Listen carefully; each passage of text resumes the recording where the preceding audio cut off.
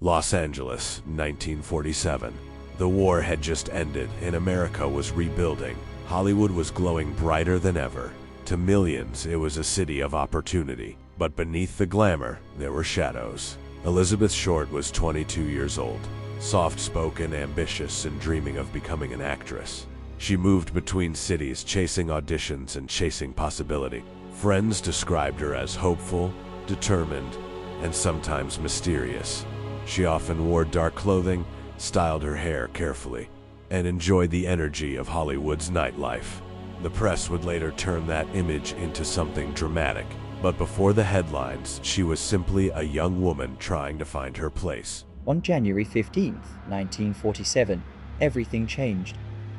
A passerby made a discovery in a quiet Los Angeles neighborhood. Police arrived quickly. What they found would become one of the most talked about cases in American history. The newspapers exploded. Reporters competed for details. The nickname Black Dahlia appeared, inspired by a popular film at the time. And suddenly, Elizabeth Short became a symbol, not just a person, but a story. The investigation was massive for its time. Hundreds of interviews, over 100 potential suspects, anonymous letters sent to police and journalists, false confessions from strangers seeking attention. But evidence was limited. Forensic science was still developing. Mistakes were made, leads were mishandled, and slowly momentum faded. Over the years, theories multiplied. Some believed the answer lay within Hollywood's powerful elite. Others suspected someone far less glamorous, a drifter, a doctor, a man hiding in plain sight. One name that often resurfaces is George Hodel, a physician whose own son later accused him. But no official charge was ever made, and no theory has ever been conclusively proven.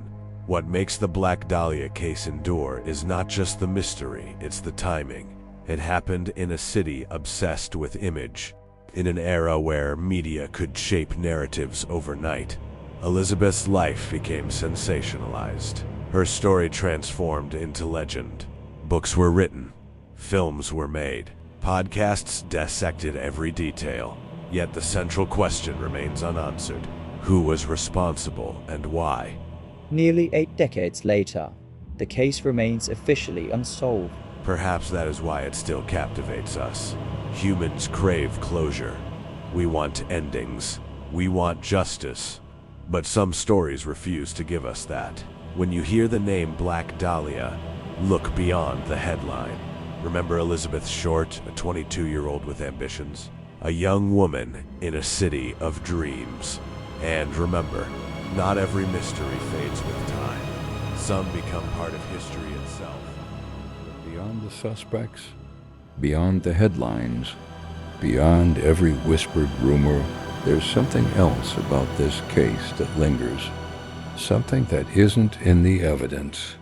Something that isn't in the newspapers.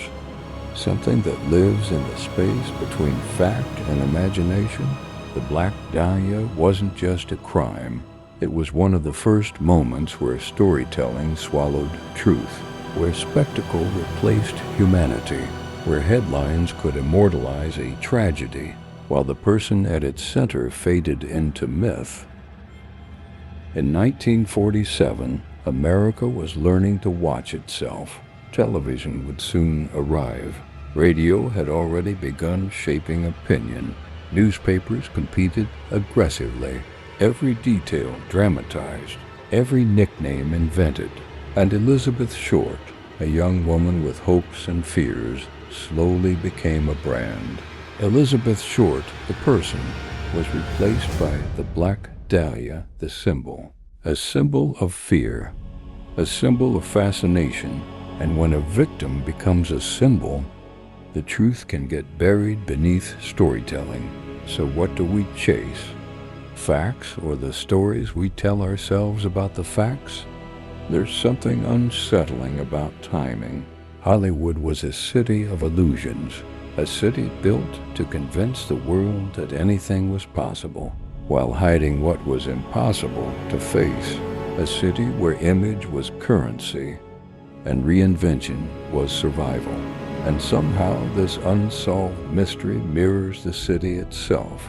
Bright lights on the surface, darkness underneath, ambition and desire clashing with unseen danger, a reflection of the human condition compressed into one unsolved story.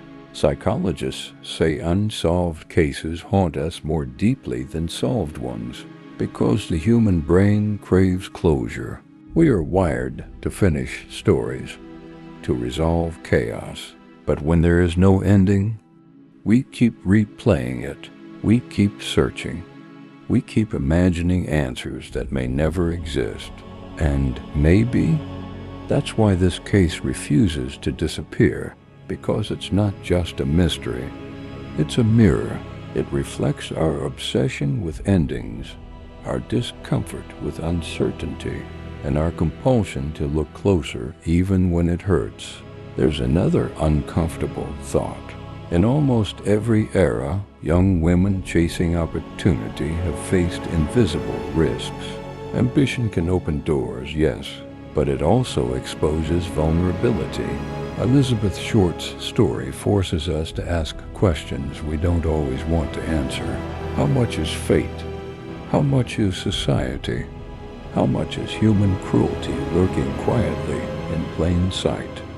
Was she simply in the wrong place at the wrong time, or caught in something far larger than herself? A story that would outlive her? And what does it say about us that decades later, we are still drawn to look? And perhaps the most haunting detail of all, time keeps moving, but the questions remain. And the more we chase answers, the more we realize some things are designed to evade us. Some truths are slippery. Some mysteries exist because they are meant to. With speed, focus, and undying curiosity, we tackle the unsolvable. This is Herodora,